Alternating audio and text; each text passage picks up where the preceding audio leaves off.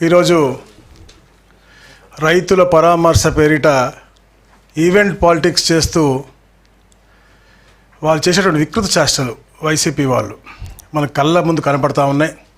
ఎందుకంటే శవాల మీద అలాగే రక్తపు పునాదుల మీద పుట్టినటువంటి పార్టీ వైసీపీ అని చెప్పేసి నేను చెప్పింది కాదు, వాళ్ళ కుటుంబ సభ్యులుగా తను చెప్పారు.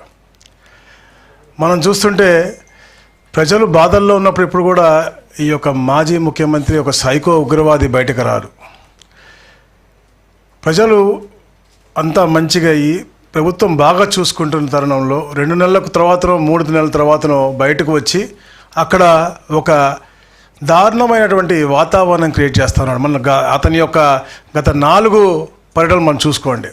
పొదిలి పర్యటన అంతే, పొగాకు రైతులు పరామర్శం చెప్పారు, అక్కడికి వెళ్ళి పొగాకును తొక్కేశారు.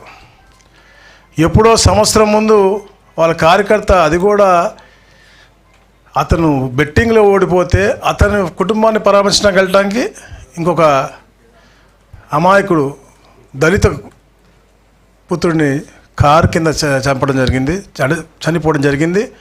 అది కాకుండా ఆ పర్యటనలో ఇంకా 2 చనిపోయారు, అంటే అప్పుడు 3 చనిపోయారు. మరి ఈరోజు మీరు చూడండి, మొత్తం ఆర్కెస్ట్రేటెడ్గా రైతుల మొత్తం పంట కూడా మేము కొంటాము, 100% కొంటాం. ఈ రాష్ట్రంలో కాకపోతే పక్క రాష్ట్రంలో ఉన్న పల్ప్ ఇండస్ట్రీ కన్నా తీసుకుని వెళ్ళి వాళ్ళకి రావాల్సిన సబ్సిడీ ఇస్తామని చెప్పేసి కలెక్టర్లు, ప్రభుత్వం చాలా క్లియర్గా పదే చెప్పింది, చేసి చూపించింది. మనలు చెప్పారు ఇప్పుడు అచ్చెన్నాయుడు గారు, మనోహర్ గారు ఎంతెంత శాతం పోయింది, ఎంతెంతమందికి ఎలా ఇస్తున్నాము, 260 కోట్లు ఈరోజు మనం ఎలా వాళ్ళ ఖాతాల్లో వేస్తున్నామని. వాళ్ళు ఈరోజు స్పీచ్లో కూడా మాట్లాడుతూ కర్ణాటకలో 16 రూపాయలు ఎక్కడ ఇచ్చారు, ఏమిటి అసలు? చంద్రబాబు నాయుడు గారే ఇంక్లూడింగ్ వీళ్ళ జిఎస్టీ, పల్ప్ ఇండస్ట్రీ జిఎస్టీ కూడా తగ్గించమని చెప్పేసి వారు 5వ నెలలోనే లెటర్ కూడా రాయడం జరిగింది. అంటే ఎప్పుడు కూడా మంచి పాజిటివ్ వాతావరణం ఉండాలి. ఈ పల్ప్ ఇండస్ట్రీలో కూడా అన్ని పార్టీలు ఉంటారు, అయినప్పటికీ కూడా వాళ్ళకి రైతులకు మాత్రం న్యాయం చేయాలి. అలాగే పల్ప్ ఇండస్ట్రీస్లో సబ్సిడీ రావాలని చెప్పి వాళ్ళని కూడా ఒప్పించి 12 రూపాయలు లబ్ధి వచ్చే విధంగా రైతుకు చేసి పెడితే, అంత అయిపోయిన తర్వాత లాస్ట్లో వచ్చి వాళ్ళ వైసీపీ కార్యకర్తలే దారుణంగా 11ంటికి ఎప్పుడో వాళ్ళ నాయకుడు వస్తా అంటే 9:30కి అక్కడికి వెళ్ళి అక్కడున్న పోలీసుల మీద దాడి చేసి, మీరు చూడండి ఇక్కడ 9:35 ఉదయాన్నే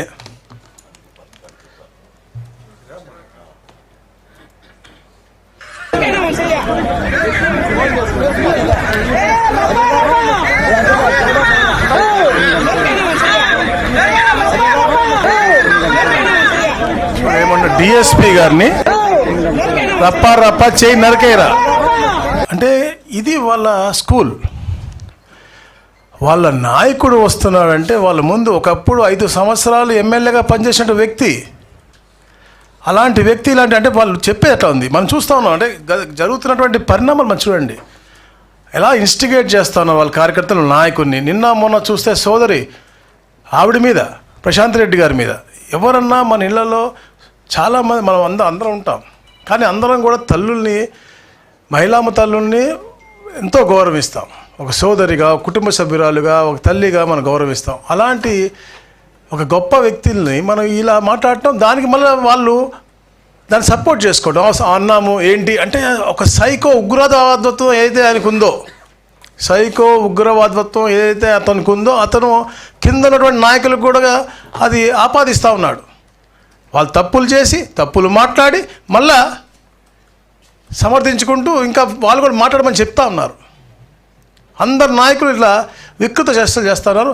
ఈ ప్రభుత్వం ఎప్పుడు కూడా సహించదు అలాంటిది. ఈ ప్రభుత్వం ఎప్పుడు కూడా మంచి వాతావరణం ఉండాలి, రాష్ట్రంలో రైతులు సుభిక్షంగా ఉండాలి, మహిళలు ఉల్లాసంగా, ఉత్సాహంగా, చాలా జాగ్రత్తగా ఉండాలి, వాళ్ళు కాపాడే బాధ్యత ఈ ప్రభుత్వం తీసుకుంది. కాబట్టి ఎవరిని కూడా మేము అలాంటి సహించాం. అలాగే ఏదైతే రైతులు కూడా నెక్స్ట్ వీడియో కూడా మీరు చూడాలి, ఎలాగైతే వాళ్ళు ప్రీ ప్లాన్గా, ఆర్కెస్ట్రేటెడ్గా చేశారు. దీనికి చూడండి, ఆయన కారు అక్కడ వస్తుంది. ప్రకాష్ రెడ్డి 25 ఎకరాల తోటలోంచి కరెక్ట్గా 5 ట్రాక్టర్లు వస్తున్నాయి. ఓకే, చూడండి, ఆ 3వ కారు మాజీ ముఖ్యమంత్రిది. ఆ అవతల రోడ్లో వెళ్ళిపోయినటువంటిది మళ్ళీ ఈ రోడ్లోకి తీసుకొచ్చి, అంటే ఎంత దారుణంగా ఆర్కెస్ట్రేటెడ్గా కావాలని వాళ్ళ ట్రాక్టర్లు ఆ తోటలోంచి వస్తూ కింద వేస్తే, అలాంటి మామిడి పండ్లను తొక్కి వాళ్ళ కార్యకర్తలు తొక్కిచ్చి ముందుకెళ్తా ఉన్నారంటే ఆ ఉన్మాదత్వం మనకి, ఆ సైకోతనం మనకు కనపడతా ఉంది.